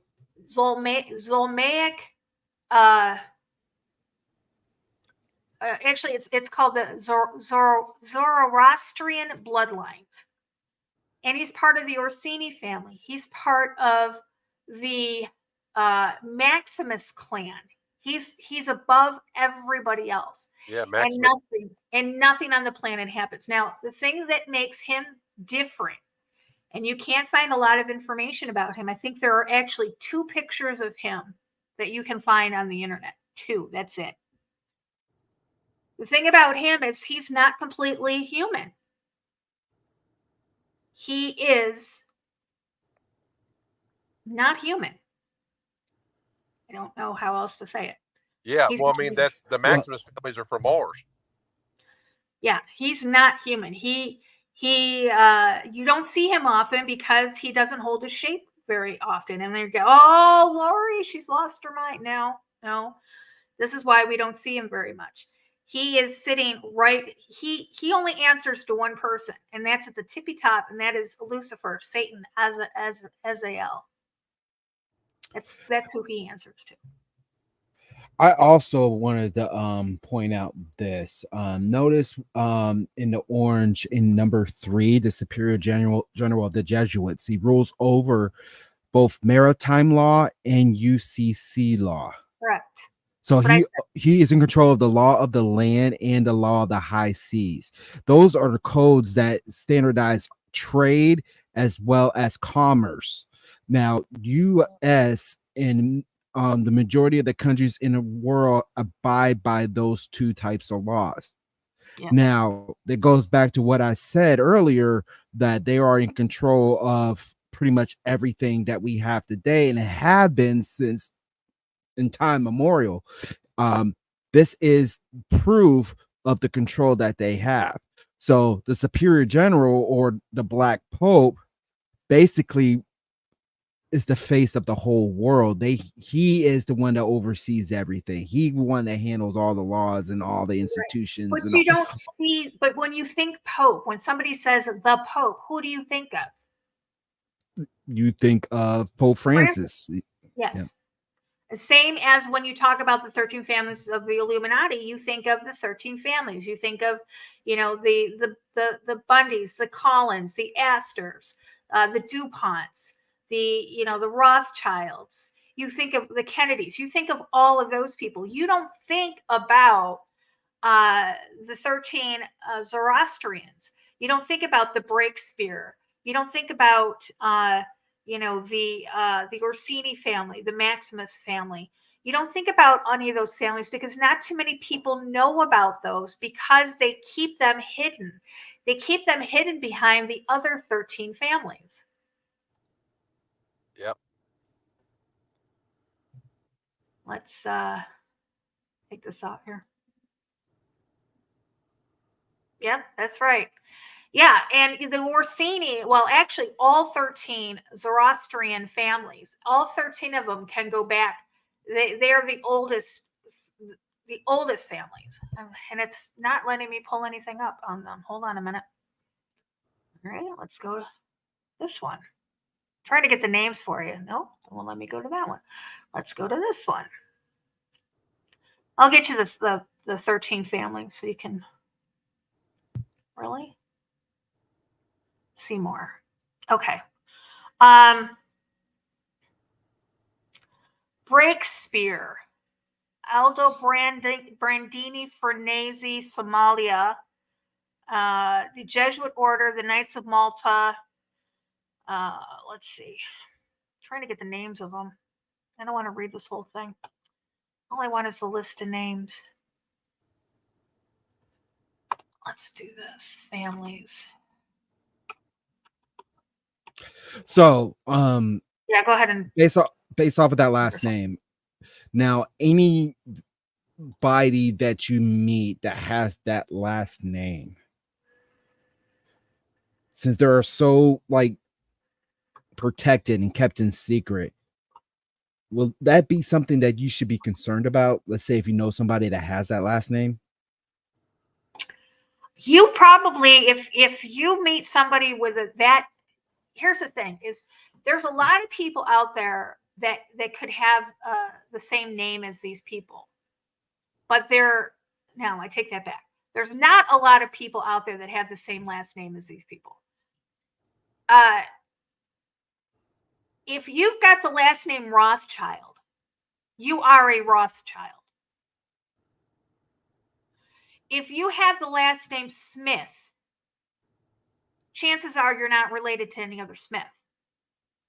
But if you have one of these families that have one of these 13, or it'd be actually 26 names, you are related to these families because of the fact that they interbreed. They keep the bloodline pure, and that way it doesn't branch out into other families. Does that make sense? Yep. Makes sense. Because I've grown up with some people with that last name. What last name? Orsini. Orsini, really? Yep. Interesting. That is very interesting. And when we leave the broadcast, I have some information for you about that. Okay, nice. Ernie's Illuminati confirmed. No. No. I got the light I got the light of our Lord and Savior Jesus Christ, the good light. I'm gonna throw something in our chat. Oh, never mind. I closed down Facebook. Let me just throw this up here and I'll show you. I found it. Found what I was looking for. I just got to get it here. Here we go. Okay. So when you hear about the 13 families, immediately you're going to think about these: the Astors, the Bundys, the Collins, the DuPonts, the Freeman, the Kennedys, the Lee, the Onassis, the Reynolds, the Rockefeller, the Rothschilds, the Russells, and the Van Doyen. Now, when chances are, if you know somebody with that name, they're related to these families, because again, they keep them pure. They don't branch off. An Astor is an Astor. An Astor is an Astor is an Astor. But they are just the front men, the eye candy, you might say, of the Illuminati. These are the families that are really running the world. Well, it's almost like Field and Dracula. Right. The Borgia, the Breakspear, the Somaggia, the Orsini, the Conti, the Chigai, the Colonna, the Farnese, the Medici, the Gaetani, the Pamphili, and the Estes, and the what the heck? Aldo Brandini. Aldo Brandini. I don't know about you, but I don't know anybody with those last names. Right? No. Unless they changed, because Rothschilds meant like what, Red Bear? Red. But it came from Red the Shield. Maximus. Red Shield, yeah. Yeah, Red Shield. Yeah, it came from Maximus. The Maximus bloodlines off of Mars. Literally, because they know the WEF guys, Klaus Schwab and them, talk about Mars. Oh yeah. Because that's where they trace, their, Nimrod's. It's funny that those individuals claim that there is no God, but yet they worship a deity. They won't admit that, but they won't admit that the Most High God of Abraham is the one true God.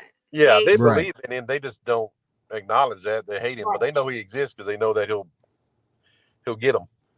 Well, that's what they're running from. That's what. That's why they form an allegiance with Satan, is because they know, but they have that ego, just like Nimrod did when he built the Tower of Babel, that he thinks that he can defeat God. He can. They have a plan in place, everybody, that at the second coming they are going to defeat Christ when he returns. Yeah, they're good. They're going to try to blow him out of the sky with all these weapons. There's what's that guy's name? Harari, the one who basically Yuval. Yeah, him. Yeah. Well, there's a video out when everybody's going after Russell Brand. Russell Brand, there's a video of him and Harari, and Russell Brand's like hugging him and telling him how great he is, and I'm gonna come see you and your husband. I guess he has a husband, that Harari guy. Yes. So, I mean, I'm just like, oh, that's I don't know. The writing's on the wall with that. But yeah, anyhow, Russell Brand's like hugging on this guy and telling him how great he is, and it's like, why would I'm glad the light's finally being shown on Russell Brand, because I've been saying forever. I'm not going to say nobody watch him, because he's a gatekeeper and he puts out information. He does put out truth. And I've said this, numerous times. There's certain people that we've all cut our teeth on in the truth movement, in uncovering conspiracies and stuff. People like AJ and Wilcox and David Icke, Russell Brand, those people. If you want to start out by letting them kind of wet your whistle and be like, kind of, light that spark underneath you, that's great. But once you get a feel of, the things that you should be looking into that aren't quite right in the world, get away from those people, because they're not going to lead you to any more truth than what they already did.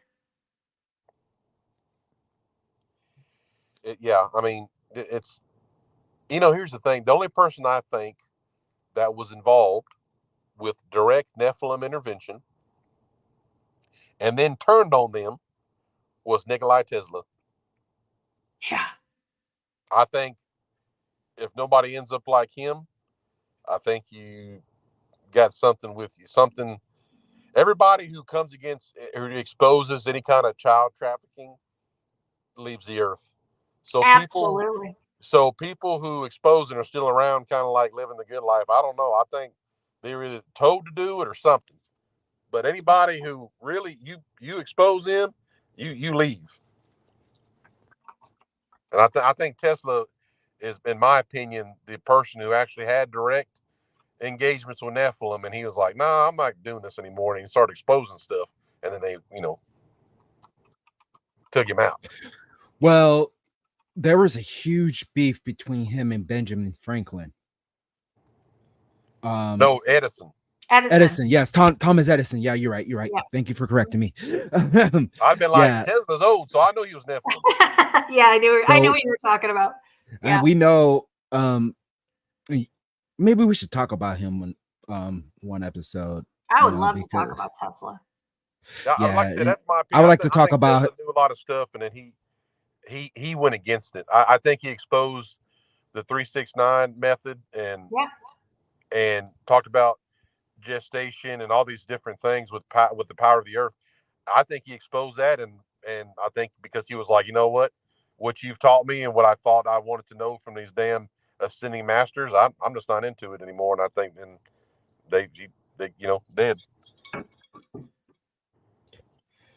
Yeah, and it's terrible how Thomas Edison took over.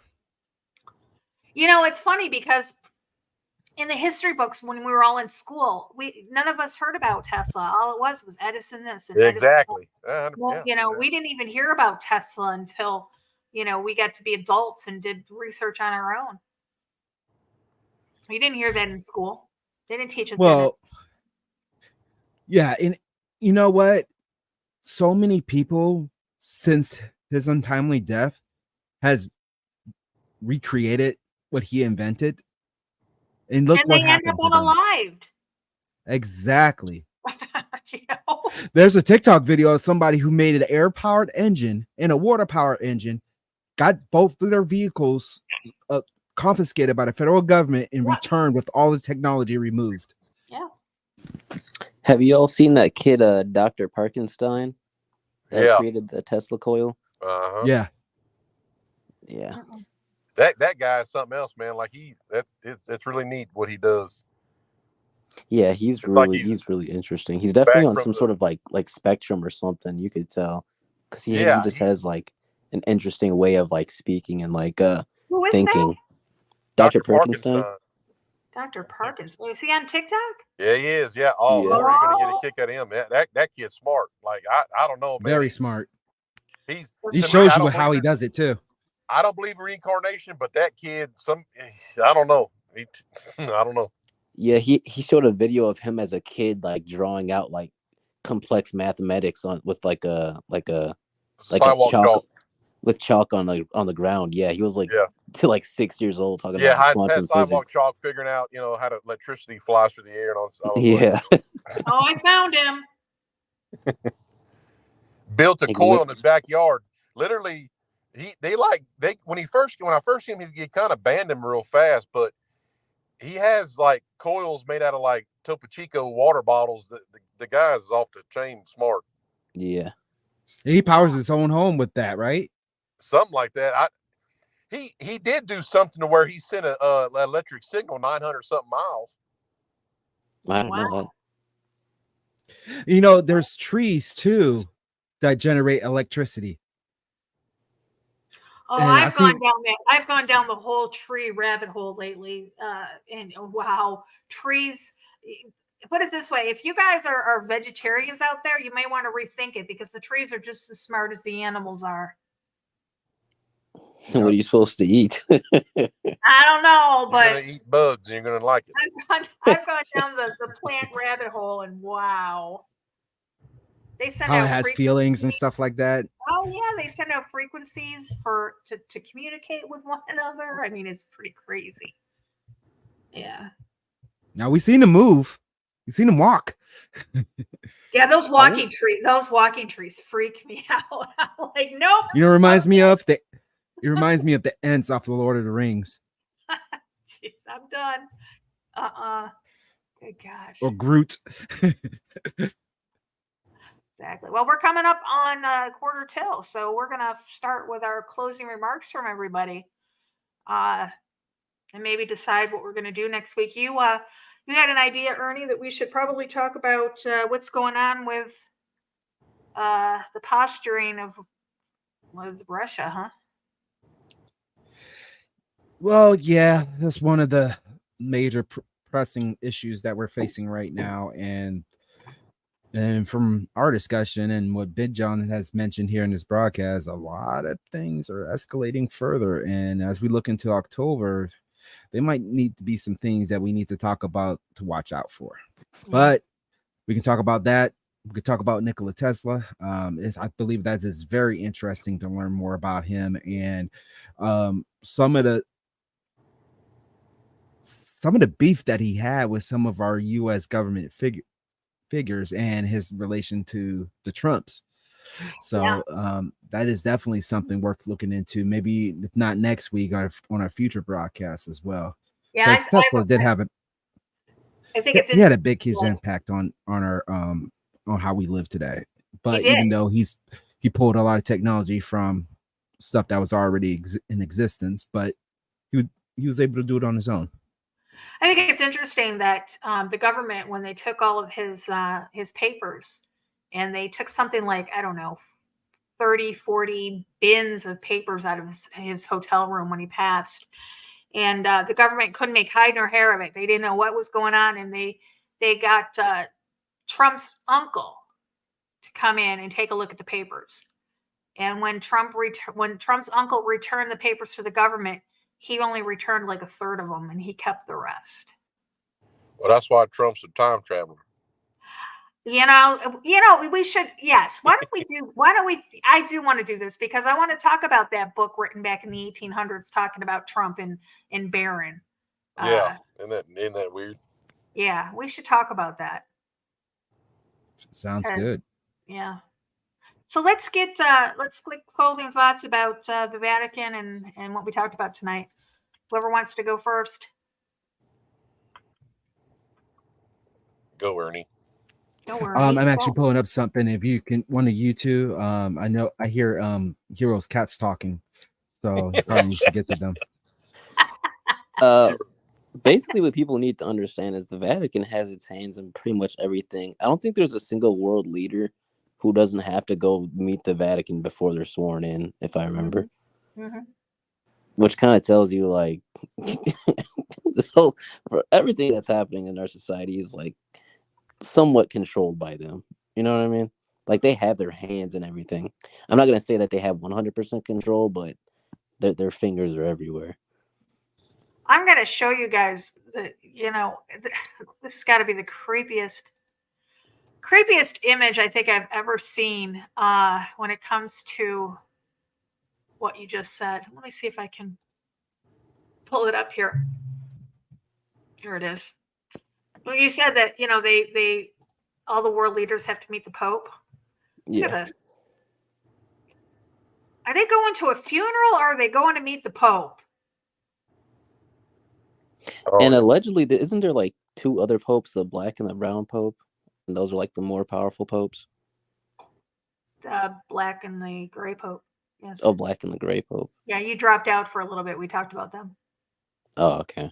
Yep. Yeah, my connection's been kind of iffy recently. I was going to say about you just reminded me of something when you said that. Go ahead. Oh, okay. So, look at how many times the Pope and the Patriarch Kirill from the Greek Orthodox Church when they find out how many times you go in Antarctica a year. Oh, Kirill went down there with an armada. Yeah. He went down there with a Russian armada after the earthquake uncovered the Ark of Gabriel in Mecca. And they took it down there with an armada, a Russian armada. Kirill went down there and performed some sort of ritual over it. Where's the Ark of Gabriel? They think it's a weapon, an ancient weapon. There he is. Like Gabriel's fist or whatever. Yeah, yeah. Is it like a biblical item? No, it's not a biblical. It's like an inner channel. We know what this thing could be, and it just kind of got out, and it may or may not be real. I mean, knowing they have technology from the fallen, it's probably something. Something was Oh, so uncovered. Something it's was like uncovered fallen angel type, during the basically. earthquake in Mecca.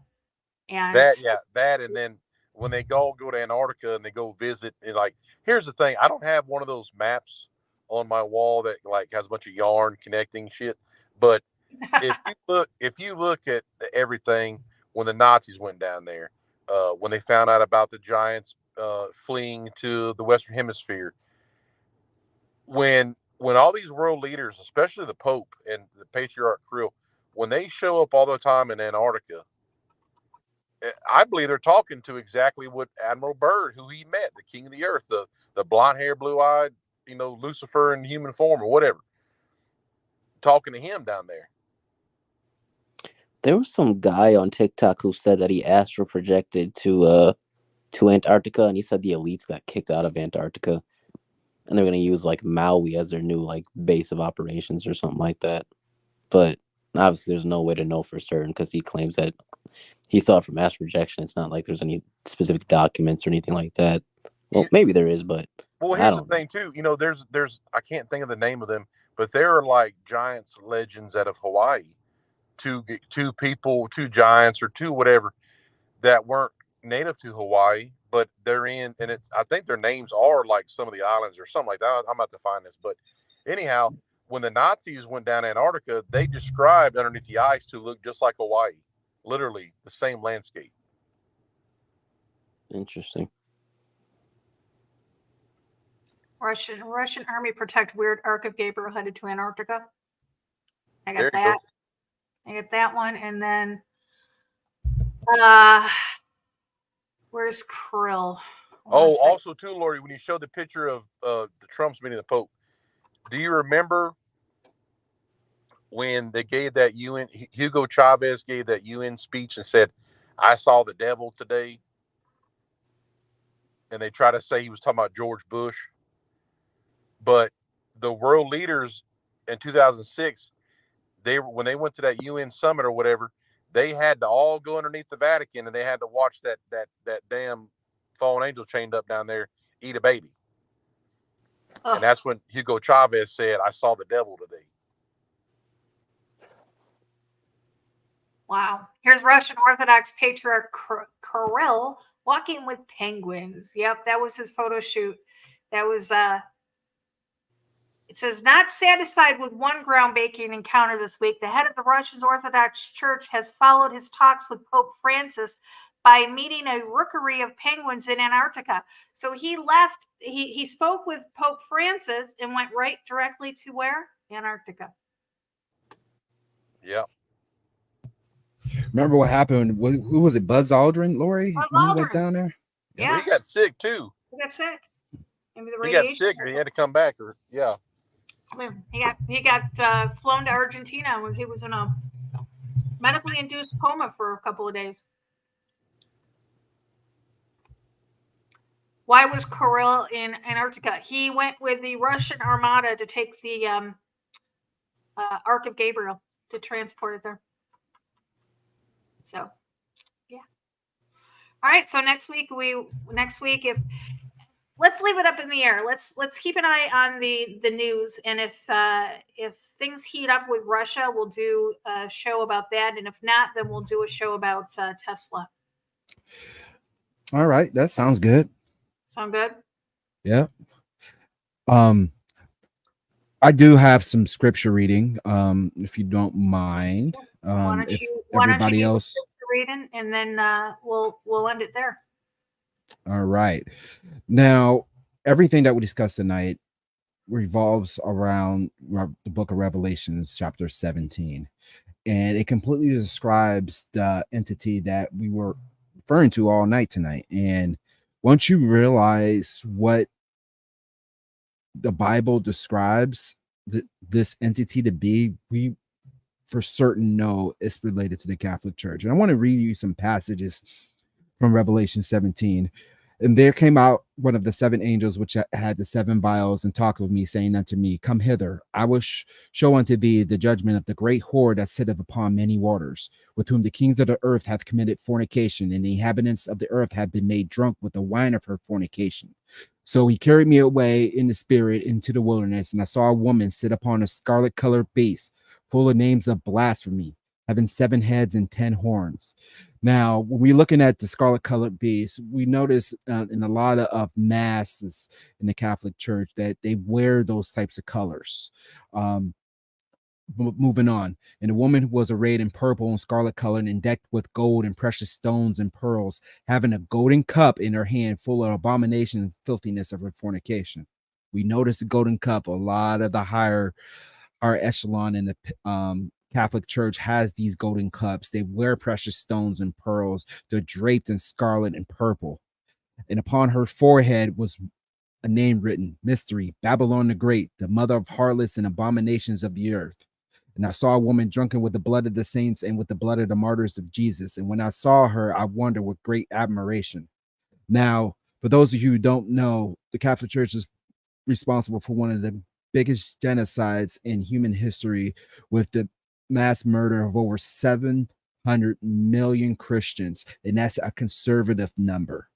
Now, when the reason why they did that is because they did not want to listen to the church anymore, because they were speaking blasphemies against the Most High. They were forbidden to read the Bible. The Bible was only spoken of in Latin, so nobody could understand it during those times. And when Martin Luther got a hold of the true and living word of God, he rebelled against them.